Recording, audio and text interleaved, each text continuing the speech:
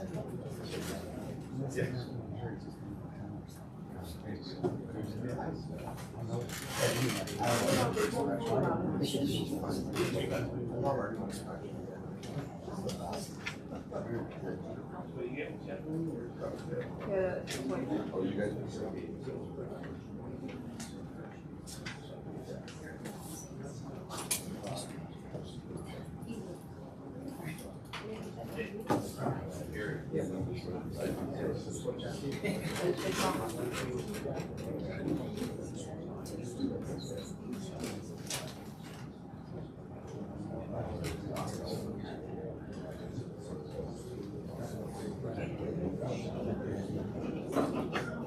know it's right.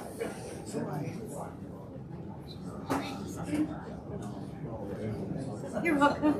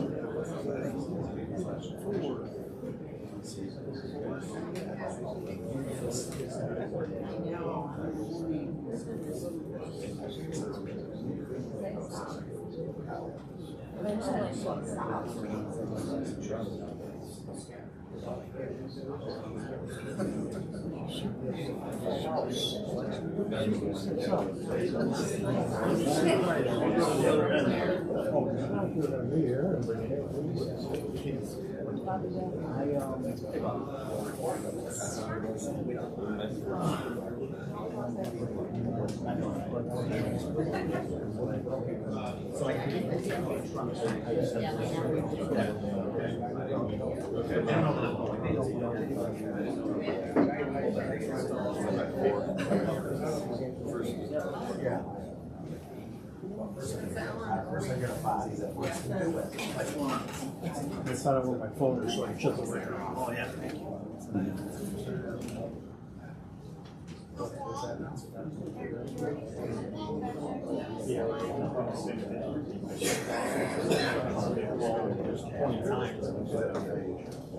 This I didn't follow.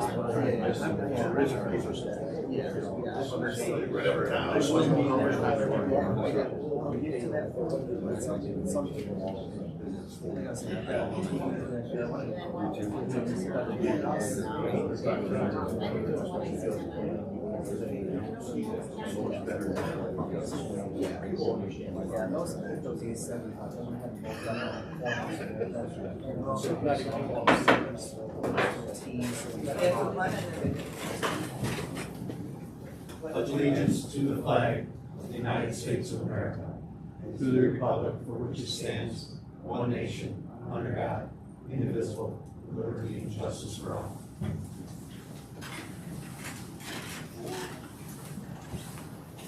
Good morning, everyone. Beautiful day in Denver, New York.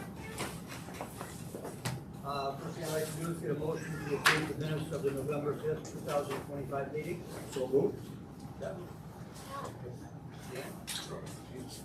Any discussion? All in favor? Aye. Carried. Okay. Quick introduction. We have a new member of our staff here at the town, working in the town clerk's office, and it's Sherry Zaki. Just please stand here. Just wave to everybody. Welcome. Okay. Next on our agenda, number 3, Mr. Stephen Breen would like to address the board on a couple items.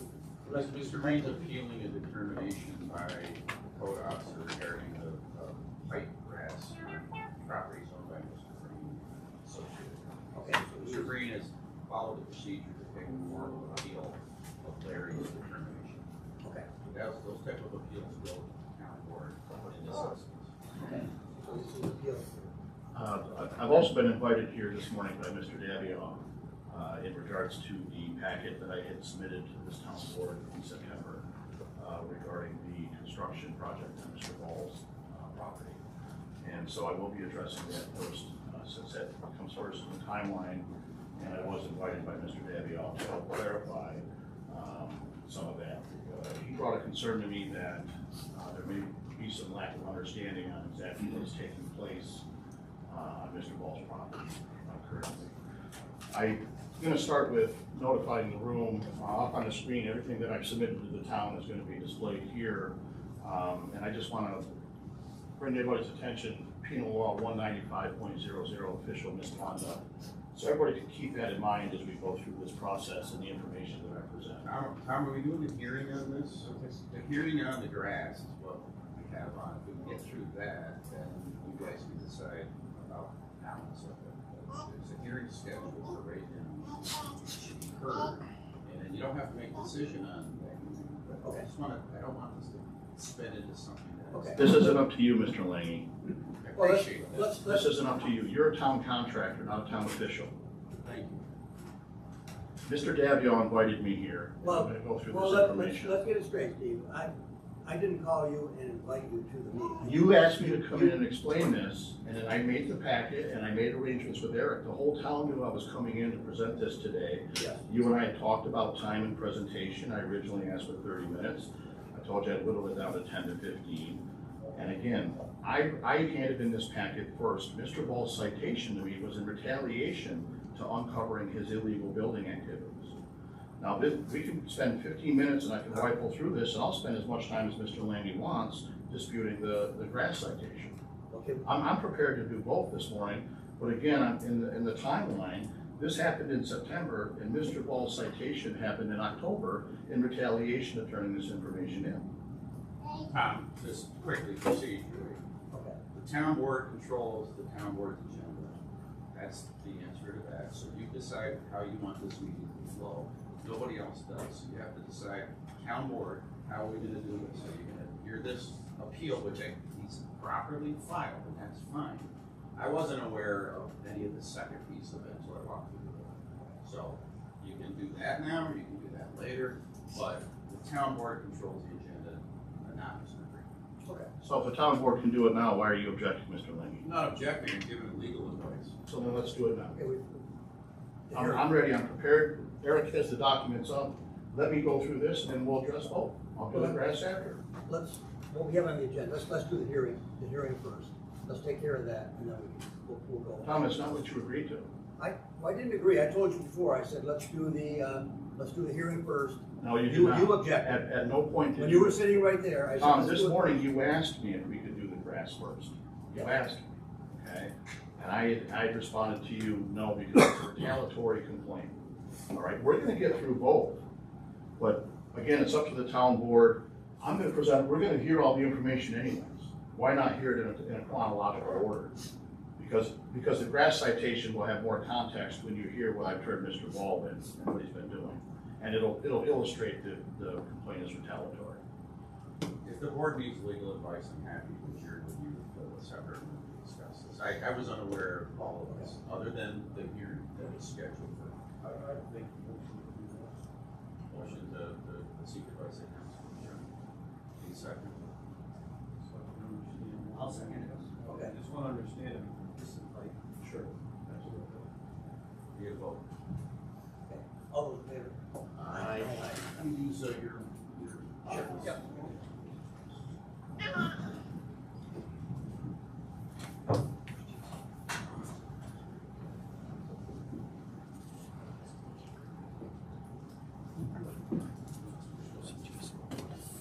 Hey, John. How are you?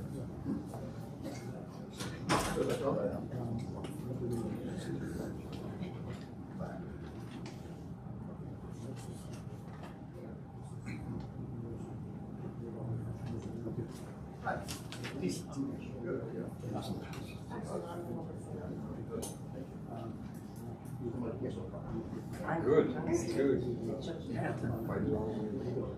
Got here. Yeah, he's there.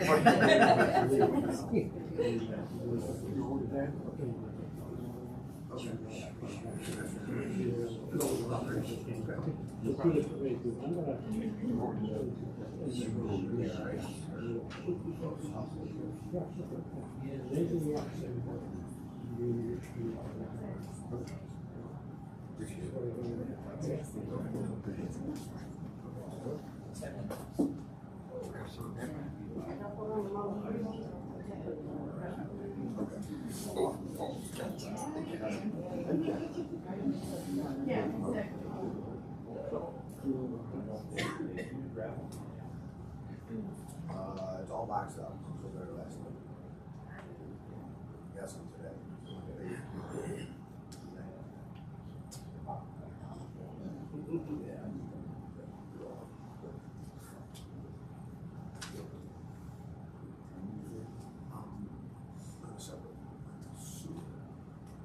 We originally did all that original stuff.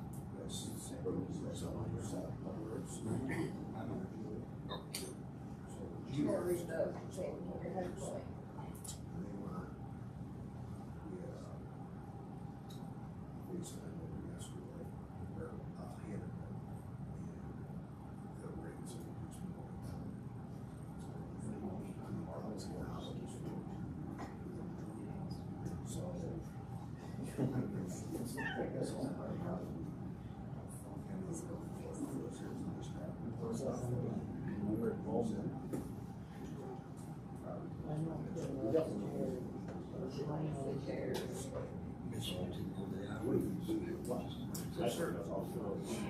Not the whole day.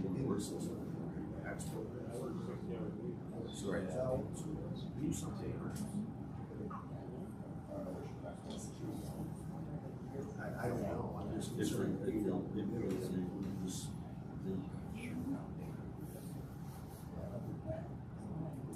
Michelle wrote her, she has to go over her kids. Yeah, I know, but she's driving now, but she had to pick up her kids. in Jupiter, what they're offering, I had those units for town hall. We don't need it. We're just. Yeah, but it's all, well, we're using it for public too. I just wanna read one. We have service requests and stuff that's gonna tracks the jobs, especially with insurance services.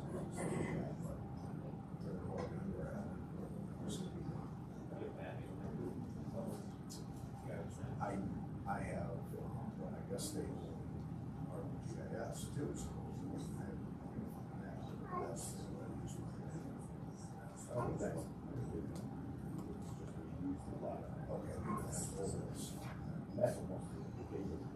That's why I bought that one, I should.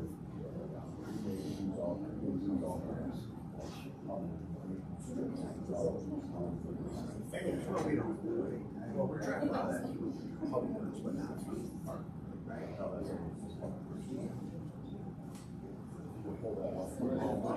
Right, that'd be fine, yeah, because all the addresses are in there. Service calls. So I guess I kind of. I'm sure there's a way to go out. That case, she almost calls. There's a bunch of things. From the past, like of him with his contact. Public record. Yeah.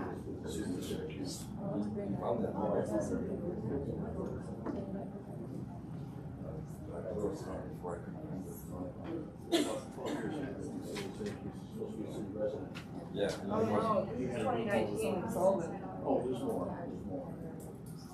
I heard that Friday Gary got moved.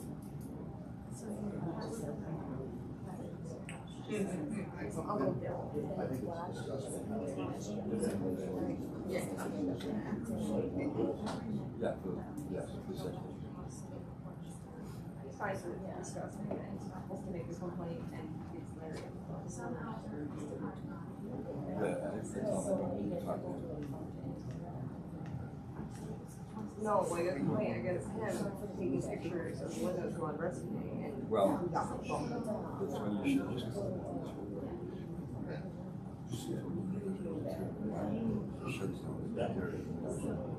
Yeah.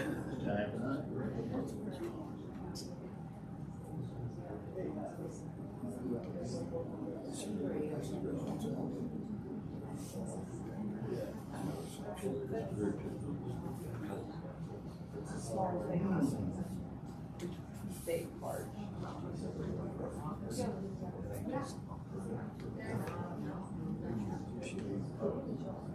Oh. picture.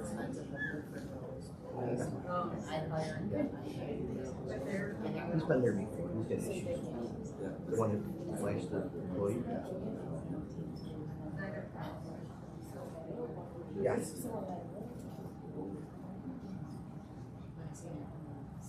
He's got a rental.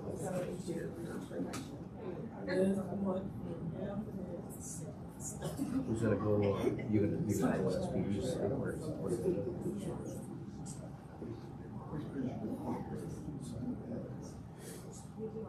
You would tell us.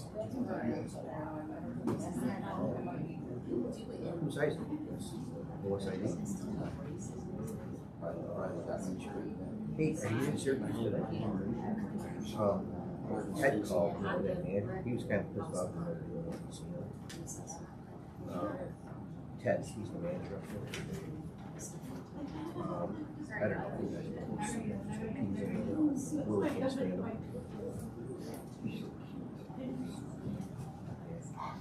Yep. Hey, let me call you right back. I'm coming late. Call you back.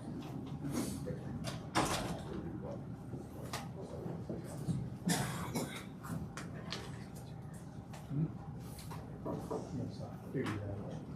Johnny, we need to open the meeting again. No, it's back, it's back. We'll set the table again, so everybody knows what we're doing. As soon as Dave gets here, we'll.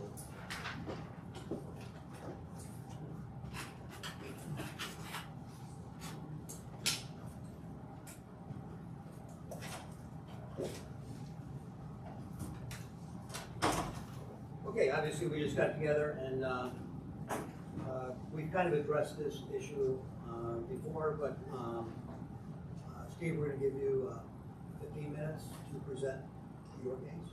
Okay? 15 minutes max. Absolutely. You got it. Agreed. Thank you, Council. Appreciate it. Again, my name is Stephen Breen. I'm going to start here with official misconduct. Public servant is guilty of official misconduct when, with the intent to obtain a benefit or deprive another, they do something related to their office they're not authorized to do, or they neglect to do something that they're required to do in their office by law or inherent nature. It came to my attention that March of this year, Mr. Ball started some construction on his property. We can go to the next one. And so I have FOIL requested many documents. We can just keep flipping through those, 5 seconds on each one. Our town clerk's office was very thorough and accommodating in providing all the information that I FOIL requested on any building permit, any ZBA application or minutes, or any planning board minutes that Mr. Ball had applied for throughout the history of his residency here in the town of Sullivan. What I was provided back was the, back up to exhibit 1, what I was, back 2 more. The zoning, in 2019, Larry applied to the Zoning Board of Appeals for the area variance to construct a 24 by 27 garage addition to the rear of an existing home on a lot that he owns in the town of Sullivan.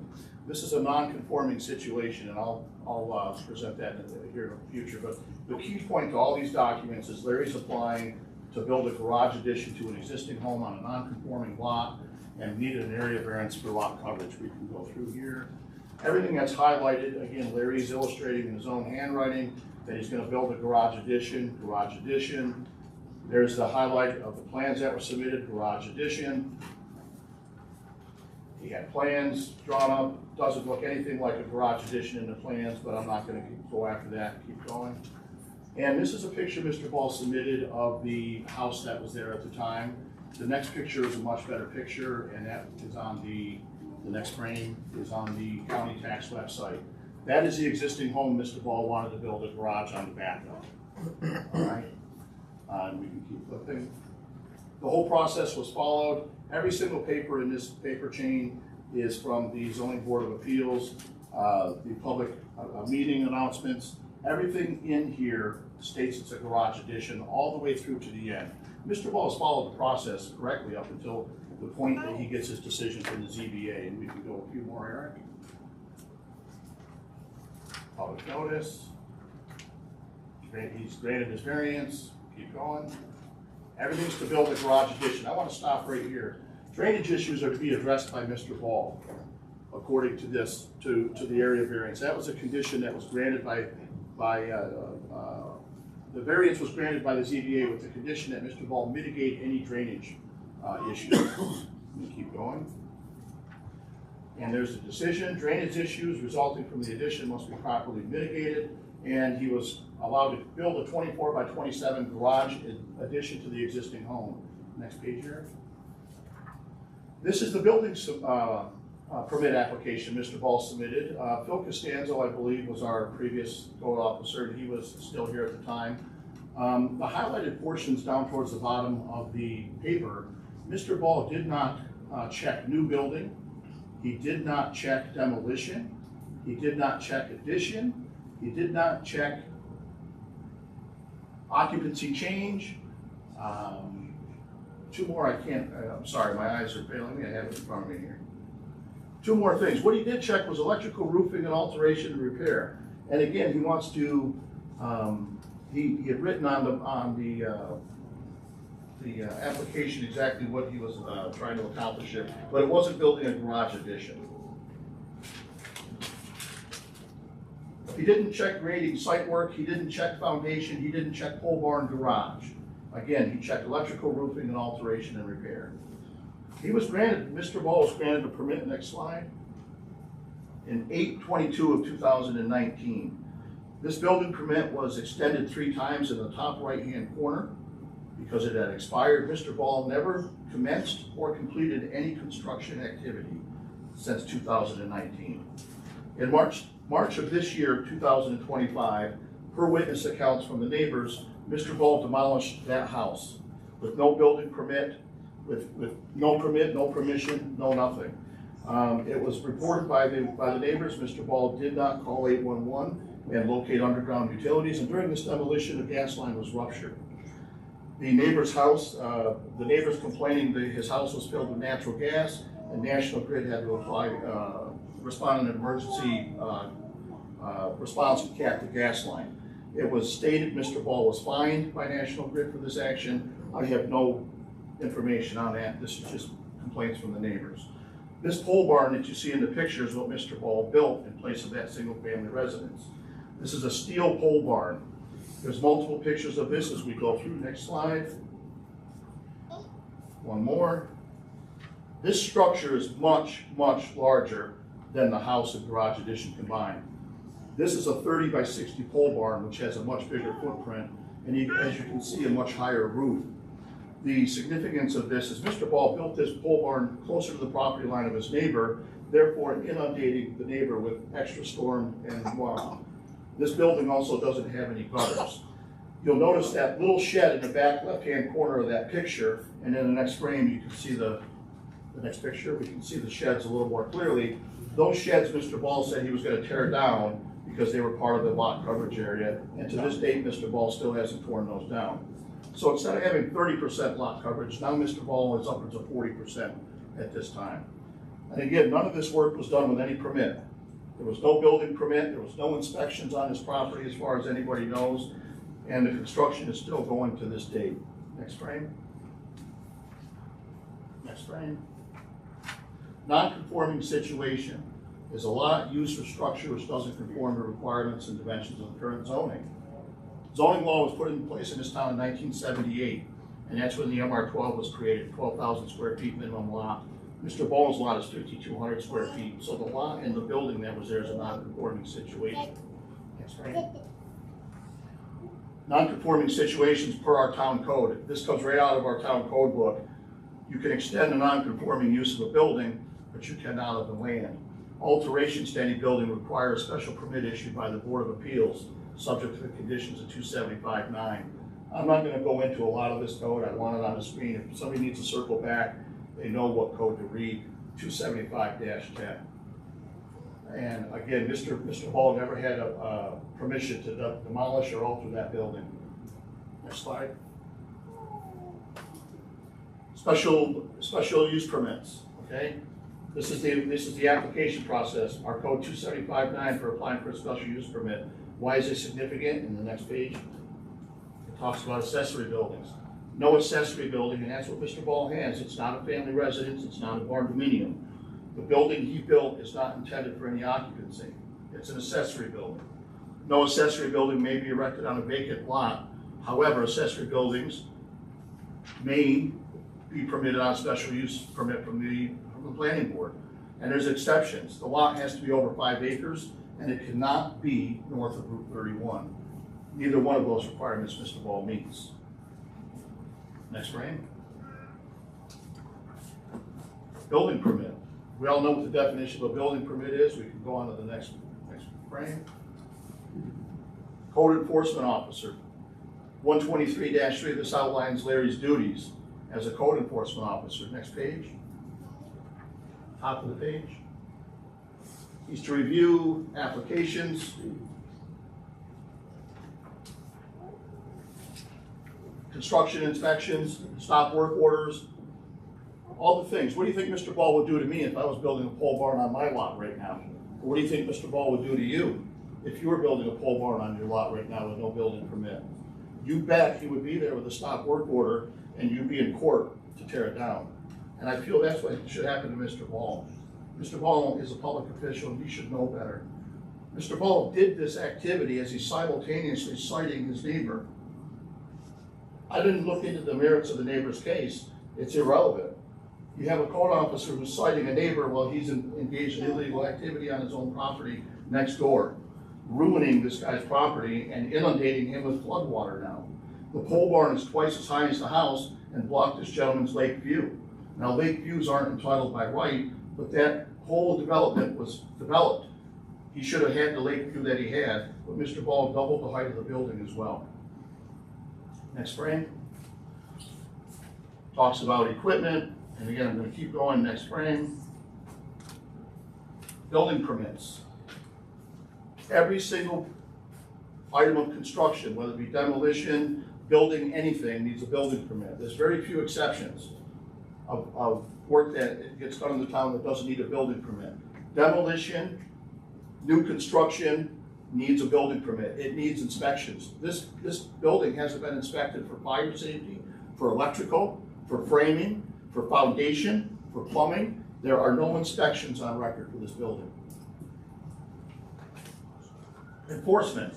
I'm going to talk about chapter 123-16 of our local code. Enforcement. Keep going. Did you go too far on me? No, 120 there. Keep going. Keep going. 123-16. This is where the town board comes in. Enforcement. In our chapter 123-16,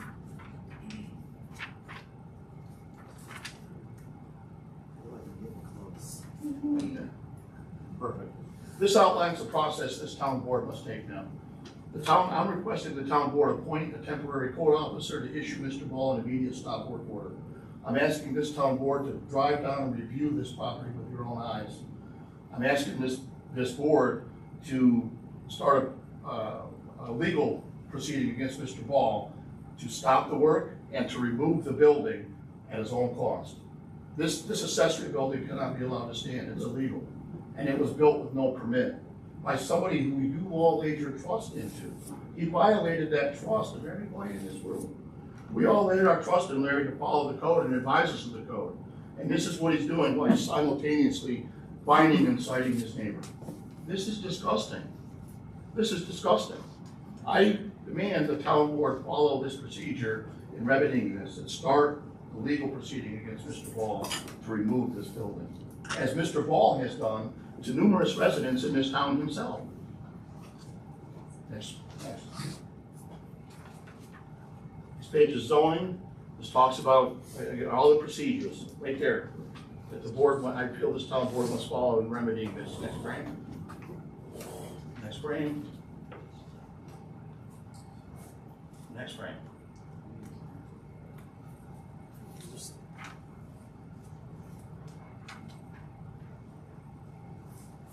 Enforcement, zoning officer. Again, no building or structure shall be excavated for, erected, added to, or structurally altered unless a permit thereafter has been issued by the zoning administration officer.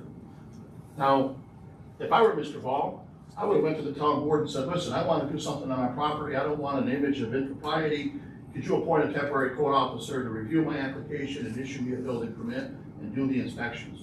Mr. Ball didn't even do that. He didn't even issue himself a permit.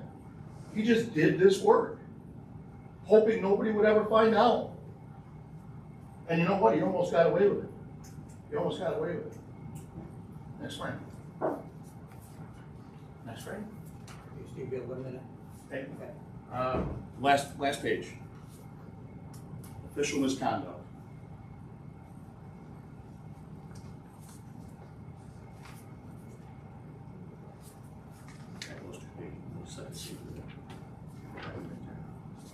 These are the jury instructions printed off the New York State Court website for official misconduct. You have to prove the person was a public servant. Mr. Ball is a public servant. And I'm not accusing Mr. Ball of any crime. I'm going to leave that up to anybody to decide on their own. Mr. Ball neglected to do a duty that was inherent of his office and also required by local law. And the third component is that the defendant did so with the intent to obtain a benefit. Mr. Ball obtained many benefits. He didn't have to pay building inspections. He didn't have to go before the planning board to get a decision. The zoning board. He didn't have to capitulate to current building and zoning and fire codes. There's plenty of benefit Mr. Ball obtained. Again, I'm not accusing him of any crime. I'm going to leave that for everybody else to decide on their own. But I am going to let you know I have turned this over to the Sheriff's Department as well. Thank you. Okay. Thanks, Steve. You want to take, we'll cover the last item now, which is your hearing for the grass cutting at your property in Lakeport. Yep.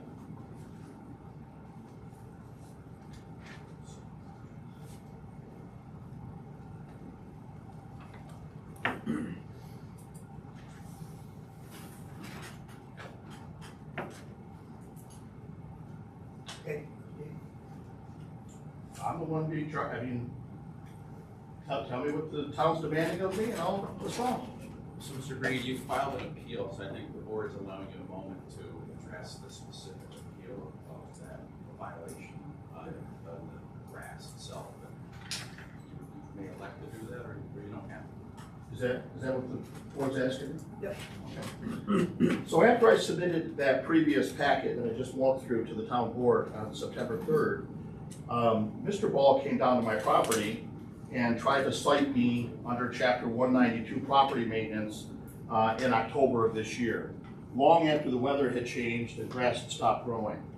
Well, the problem I've had with Mr. Ball through the years is he's not accurate in reading the code in many, many instances. And Chapter 192, I feel, is one of them. I own vacant land in the town of Sullivan, undeveloped vacant land. Okay? I have Chapter 192 in front of me, which is your own local code. Okay? And it talks about, land being, grass being above 10 inches. Well, there are exceptions. There are exceptions. Does anybody in this room know what the exceptions are?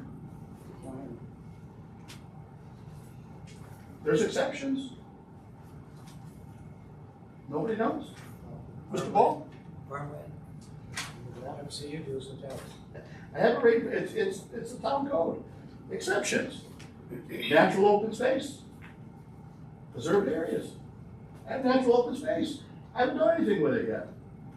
The other thing, any lands or highway easements. I have with municipalities. Who's aware of the sewer easement with the town of Sullivan that runs all the way through my land? Who's aware of the water easements that run all the way through my land? Who's aware of all the public overhead and gas utilities that run through my land? I'm not required to mow those areas either, even if I had a house on that property. I'm not required to mow that property or maintain it until I build a house on it. It's natural, preserved, open space. When you drive from my property, which is in Lakeport, along Canaseraga Creek and Route 31, go ahead and drive east on Route 31. You'll notice at least 100 properties between mine and the town line of vacant land where everything's overgrown. Right next to houses and some even, there's a fence, vacant lot next to an occupied lot. I don't have to mow that grass. There's exceptions. This was a retaliatory complaint. And I don't care if my neighbors complain or not, I understand. I don't want to make anybody mad on accident. I reserve the right for when I really mean My neighbors may complain, all right? But they don't have a right to force me to mow lawn for their pleasure. I don't have to mow the lawn. It's an open space. Plain and simple. Larry, do you want to comment on the open land? I know that there were complaints because they said they had skunks and animals in the fields running onto their property and like that, so. Skunks probably live in their properties, in the crawl spaces, not in my open land. But they were out there. Well, so I should be complaining about their skunks coming on my property. Because they're living in their crawl spaces and garages and cubicles. Okay, all right, so let's leave it. Larry, tell us what the code is. Well, the code states 192-8 that the lawn based on complaint has to be mowed. So I just enforced what we've done on every other property in the town of Stowe. He did have a permit at one time for a house on the property. And that's long been since turned in. That was years ago. Years ago. Because it was an improperly issued permit by Mr. Ball in the business district, neglecting the special use permit process. And again, another instance of Mr. Ball totally getting the code wrong. Mr. Ball's in over his head. Mr. Ball needs to be immediately fired for what he done. Okay. Absolutely. Yeah, we're good now, okay? Steve, we will look into all these comments and stuff that you made. And it's November, it's snowing outside. Is this town really expecting me to go out and mow a lot that's gonna be covered in snow, or is snow now and frost? I mean, if I had to mow it, if I didn't have exceptions, I believe in following the code myself. I am bound by this code. What I'm asking this town board is to realize some of your public officials are not following the code. And that's all I've ever asked of this town is let's follow the code to the letter of the law. And there's more issues than this, involving your planning board and involving Mr. Laney representing all 4 entities in the town. It creates a conflict of interest. It's a moral and ethical conflict of interest. How can one appeal Mr. Ball, who's represented by Mr. Laney, to the ZBA, and the ZBA is represented by Mr. Laney, and expect him to get a fair shake in his town? I understand, okay. I mean, I'm not disputing any of Mr. Laney's talent. 15 minutes now, so, thank you for speaking, and we will take things into consideration. I certainly hope so, because this is not gonna Yeah, go away. we're good. And I'll have 3 minutes at every single town meeting. And I'll make it a point to show up. I mean, I'm not trying to give the board a hard time. My paradigm is you weren't aware of this before today. And it's not your We're done, fault, Steve. but I'm appealing to you guys to fix I this. understand that. Thank you.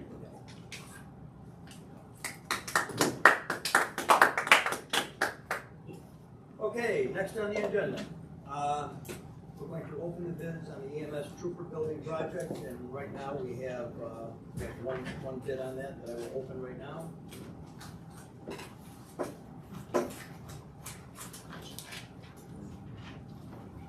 There has been several companies that have looked at the property, but we've only received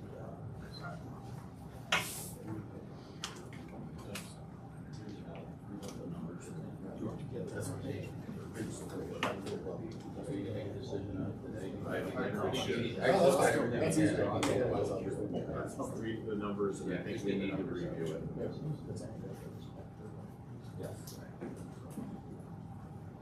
Okay, the number on the building is $221,536. We have funded. That's for the scope of work as per your. Yes. Correct. We gotta review and make sure it is.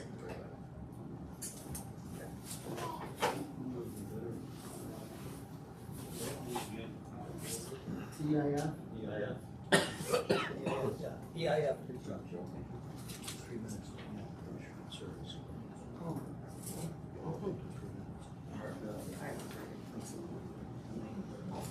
Okay. That was quick, okay. Whitelaw Water District cost increase update from presentation of Dina. Thank you. And I promise I didn't call Tom this morning to see what color shirt he was wearing. Just had him like, We quit. you put it, no, I did not.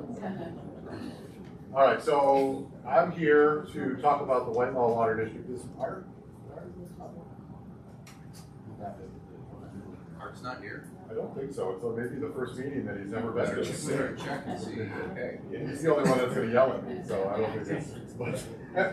So in 2020, right around, I think it was actually before, the whole COVID thing hit, Art and the Water District residents came to the town board with a proposal to do a water district in the Whitehall area.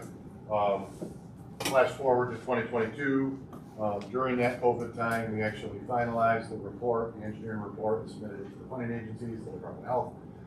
It did receive some funding, and things obviously kind of slow-rolled from there. Last year, we started working forward with design until Mr. Lang made us realize that we still didn't have the comptroller's approval, which we need to be able to get a ban anticipation note, to be able to pay for anything moving forward with this district. So everything kind of paused. We've been working with USDA to try to get that comptroller approval, but to my knowledge, John, I don't think we've heard anything from them in over a year and a half. Not yet. So what I thought was prudent was at least to get in front of the board, talk about where we are. I'm going to start with a little bit of history because I don't think everyone here was here when that whole thing started. I know you came back after that. So why don't we do that first, and then we'll talk about some of the cost increases and how to address them. So just as a quick overview, here's the map. There are about 30,000 feet of ductile iron pipe. It's a fairly large area, spanning 4 or 5 roads. We're looking at about 36 hydrants and about 32 valves. So it's a sizable. It's not just a small little water district. It is a district that will be taken over by Aqua. So Aqua will lease and maintain once it is finalized. But it really was the owners in this district, at the leadership of Art, that really did the legwork to get this petition to come to the board and say, hey, we want this water district, we have water problems, and then ultimately it was approved. So the district is formed to a point where the last piece of that formation and establishment of the formal district is really dependent on the comptroller's approval, because the cost of it was over what New York State says is kind of the threshold for approval without their permission. Once you get over that number, you got to go to them and say, hey, we followed the process. We didn't force this on anyone. They voted for it. Once they come back with that approval, then you can move forward with the formal construction of that district. That's the piece that we're missing at the moment. So that's in their hands. So the next page. So what I have here, and I'll walk through the numbers so you don't have to try to squint and read. The red column is where we were when we put the report together as far as costs. So we had I'll call it a $6 million project. It was $5.96 million. That was a project that we were going to use USDA for, still hope to, but as we know, the rates then were a lot lower than they are right now. So a long-term loan was 2.5%. That's gone up to 5.2, 5.5%. So keep that in mind as we move forward, because you don't lock in your rate at the beginning of the project, you lock in your rate at the end of the project. And that's part of what the board just needs to kind of realize today. And we'll talk about how we move forward. So with that rate, you get an annual debt service. So if that rate is, say, 30 years or 38 years of USDA, you're going to have that rate for 38 years, and annual cost of what we said at that point was going to be $64,000. At the bond rate now, that 5.5 over that 38 years would now be $129,000. So you're looking at a doubling of a debt service, and you have no control over it. That's really just the funding you use and the rate that they have established at that time. That will go down as rates continue to fall. So the benefit we have now is that over the next few years, if bond rates fall, so will the market rates here. So we still have a few years till we lock in, but realize we're probably not going to get back down to 64,000, but we'll probably be something less than 129,000. So on top of that, a couple of other things that changed. The number of units hadn't changed, so the denominator is still the same.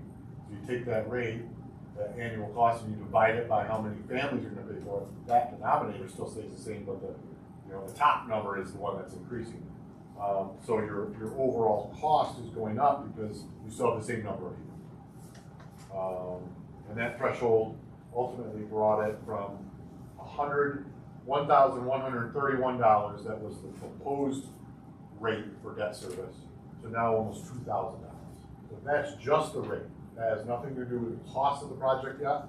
That's literally just the rate increase and the damage that it has to do when you apply it to that $6 million that was proposed. So move on to the next one. So with the rate out of the way, now we'll talk about construction costs. Now we know that everything from eggs to pipe went up since 2001, 2002.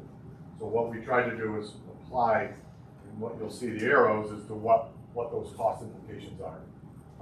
We don't have to talk about all these, but pipe was about $70 a foot, and now we're a little over $120 a foot. Valves were about $3,000. They actually realistically kind of stayed the same. Hydrants went up a little bit. Coppers exploded more than 100%, went from $20 a foot to $54 a foot. And that's important because Aqua doesn't allow anything other than copper to be used in the districts that they operate, and they don't allow anything other than ductile iron to be used in the districts that they operate. So in other projects, we've actually switched to plastic materials because they're less fluctuation since 2021. And then there's some increases in just the Aqua costs themselves, which is our like connections and water service right-of-ways. Next one. So that's construction costs, and I do have a cost that we'll talk about in a minute, but those are just the main pieces that have gone up. So what that will affect is the $6 million project probably isn't $6 million, right?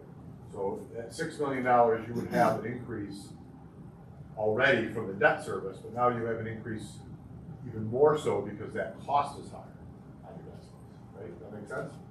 Okay. So this last page here is the non-construction costs that will be incurred because Aqua is going to ultimately maintain the project. So water rates, hydrant fees, Metropolitan Water Board fees, these are all things that are built in the overall user costs, which we have no control of.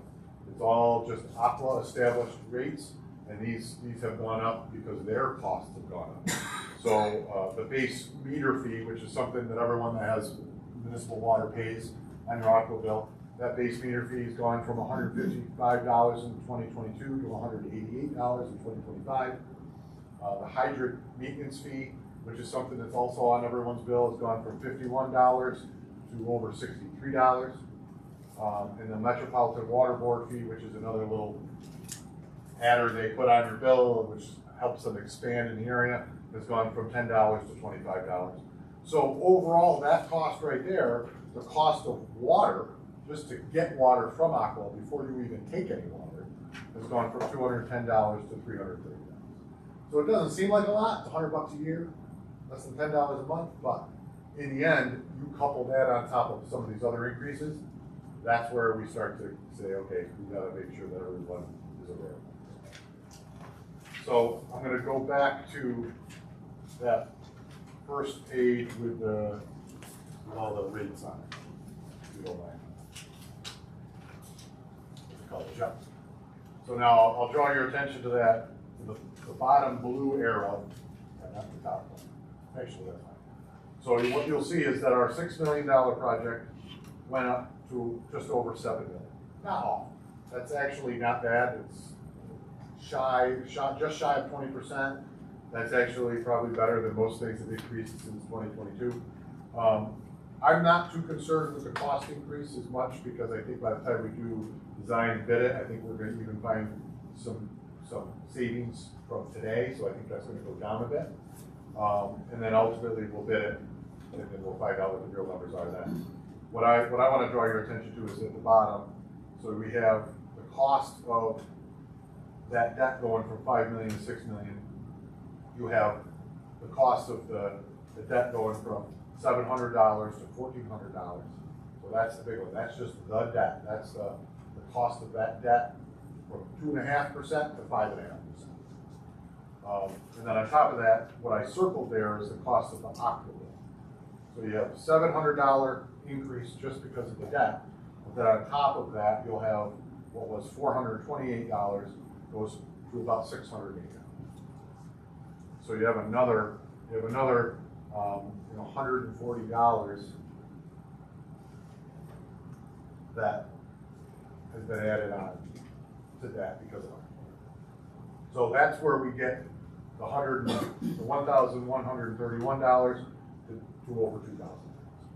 If Art was here, he might kind of be having heart palpitations because he's the one that's gone around and actually talked about this with all his residents. So where we stand right now is, I think we need to let that district know these cost implications. We still want to wait for comptroller approval, because that's really the last piece, that some of this has happened while they've had that application. But at a certain point, we're going to have to tell them, hey, the costs we submitted have already gone up in their time frame that they've been reviewing this. I'm pretty confident that when we've submitted to comptroller approval, because it's over, it doesn't usually matter if it's over $100 or $1,000. It's over, they're done. And they're going to see that this project was petitioned, it wasn't forced on them.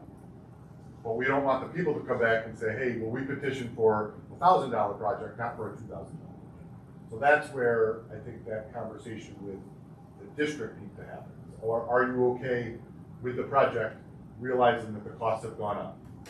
If they say yes, they're not going to complain to the comptroller that, hey, we approved $1,000, we didn't approve $2,000. So we don't want to get our approval and have them reject that approval. That makes sense? Ultimately, you're going to need a revised bond resolution on behalf of this water district, because the bond resolution right now is written around $6 million, and depending on bids, it will have to go up. We've done it one of two ways. We can either preemptively do a bond resolution increase, if the district's okay with that, or you can wait for bidding, see what that increase or that overage is, and then you do the bond increase with the actual number that you have.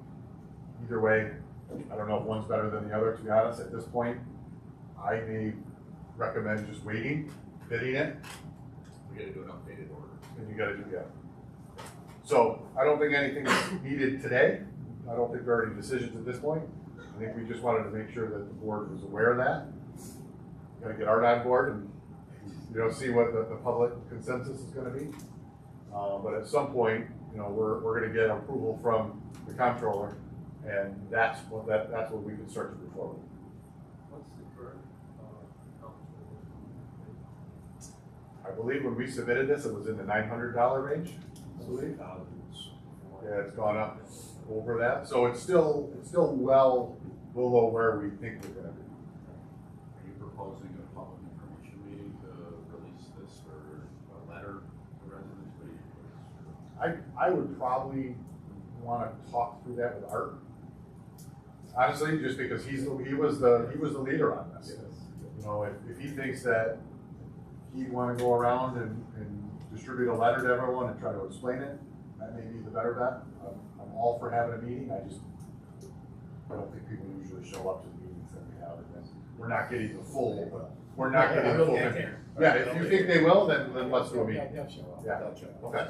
Similar to the update that we did for Yeah, let's do that then. So one of the big questions will be, well, the math is the math. You got more grant money to make this work. Right. And your answer will be? We have what we have at the moment. We can apply for more, but we've done that several times. You have a feel for it. Yeah. There's not a lot of grant money flowing from what I'm saying. At the moment, no. Okay, the other option is the cost will go down. I wouldn't hold your breath on that. Yeah, I think there's a slight decrease, but I don't think you're going to see hundreds of dollars. The rate will change a little bit. Yeah, the rate will change a little bit. So in today's climate, how many water and sewer districts are going in? Because they don't meet any of the comptrollers. I'm having this conversation a lot. We are too. And they're all moving. I would say 90% of them are still moving forward because the pros outweigh the cons. These are areas that have bad water already. People start to do that. $1,000 or $10 a month or $100 a month versus $2,000 or $200 a month. It's still worth it to them. But I want them to make the decision. I don't want us to make that decision for them. Yeah, I think the public meeting, then if you think people will show up. Oh, yeah. And I don't know if we have to wait, I don't think we have to wait for comptroller's approval, because it could be months, let's have it now. You can do that, whatever's working for everybody. Okay. Why don't we get a hold of Art, and I can work with you. I tried to, I thought I had Art's cell phone number, and I can't find it, I was gonna text them, tell them to reach out to you. Okay. But find a big venue where they'll all come. Yeah. How many, 92, how many have shown up in the past, do we remember? 92 families, probably not, maybe half of it. If you tell them this is gonna make, there's water down, they may show up. Okay, yeah, So we can do it, we've done them at the school in the past, or school, fire department. fire department. Okay, all right, I'll work with John and Tom on getting something set up. Thank you. Yeah, okay, any questions before? Thank you. Thank you. Okay, next item, zone change. I don't believe Dan's here, but, Dan came to me at the end of the morning because I was paid for a little piece of property on Tuscarora Road, 95. Spoke with Larry, I guess we have to, the board has to do something, Larry, for you, give me a press that. Zone change. So there is a legal process that happens, and the way it works, to change from one established zoning district to another, the property owner has to petition the board. It can be as simple as a letter describing what they want. Typically, we need to have something that shows us the meets and bounds of that property if we're going to move that forward. There's a local law that has to be crafted. You have to introduce that at a regular meeting. You do your seeker, your environmental review on it. You have a public hearing, you send it to county planning, they'll comment on it. And, you know, one of the things we'll examine is how a zone change, I think this was for like a billboard or a sign. I mean, my concern, which we can talk about more privately, is that somebody might try to say, well, why can't I do the same thing on my property so I can get a billboard? So you gotta consider all of the implications. Is it spot zoning? Because this part of our comprehensive plan, our master plan, is this something we're thinking about doing anyway? Or is this just to help one person out? And I understand why somebody would want to do this, I'm not judging that, but I need to keep you guys right down the middle of the road in terms of how the law works. And I can help Larry, this gentleman, do all this stuff, but you probably ought to have a frank conversation with him before you jump into all that work that he's got to do. One of the things about mine too, was allowed, It's part of the seeker, you know, when you do your environmental review, you have to consider all the allowed, permitted, and special permitted uses, what those impacts will be. And this is 100 by 100, right? 100 by 100 little carve out. We gotta talk about it. From a planning perspective, is that how we go about doing our planning?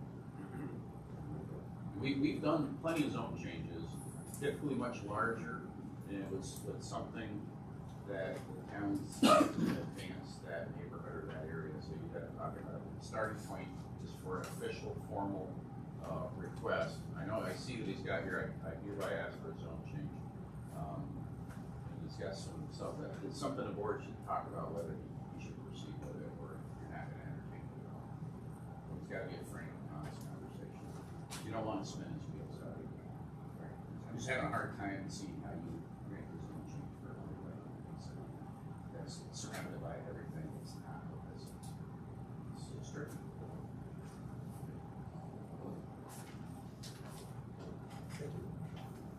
Thank you, Judge.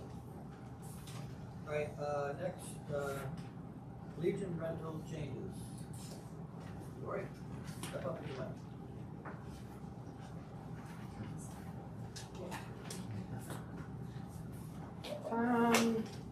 So I'm looking to have the board, I'm looking to change the way we do the rentals of the Legion. Right now, 150 goes to the Legion, which I don't want to change. A $50 security deposit, we take, and if the room is left in the shape that they found it, they get it back. I would like to change that to a non-refundable administrative fee. Over the years, we've had a lot of changes in the Legion, and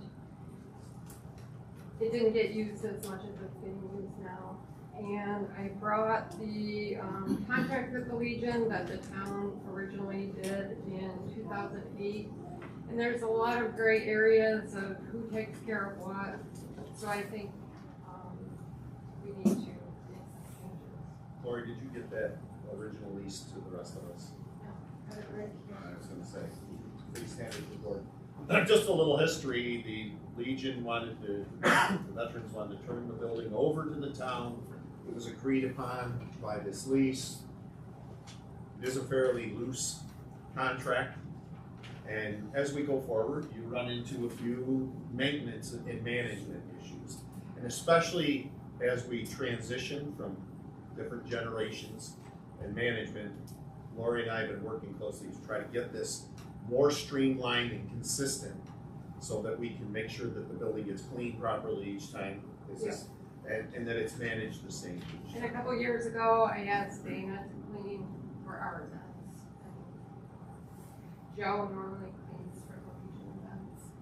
And it's just a constant struggle. So I would like to have Dana clean for all of the events. And that's what the money will kind of offset all of it. It's our future. So, at this point, I think what we talked about is to sit down with John and some of the Legion people to go over the legal process and then bring it back to the board at a later time Yep. with a final product. Is that, John, you good with that? Could we try to get this done by January? Sure. So I can start the new year with a new policy. Absolutely. There's an agenda item for the second meeting in December. Thank you. Thanks, Lori. Thank you, Lori. Okay, Eric, we have any question marks for today? Yes, we've got a list right here.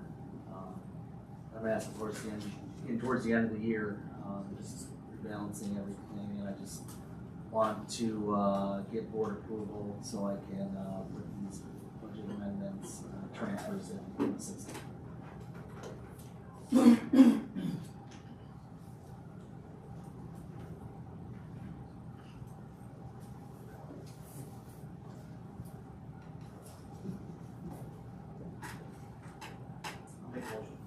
Oh, then I'll, yeah. Any discussion? All in favor? Aye. Thanks, everyone. Okay. Is that it, Eric? Okay, good. Thank you. Perfect. We do have one firefighter application, Kevin Rounds from Chittenango. And it's application for membership.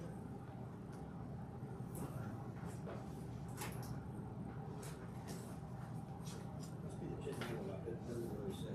Yeah, which I think he's coming from. Yes. Oh, Yeah, it's for Chenango. okay. I'll move it. I'll Thank you. second it. Okay, discussion, all in favor? Aye. Okay, welcome to Kevin Rounds, Chittenango Fire Department. Okay, next, we kind of open things up here to anybody who would like to comment on something that wasn't here for the, wasn't on the agenda. Is there anyone who would like to speak to that?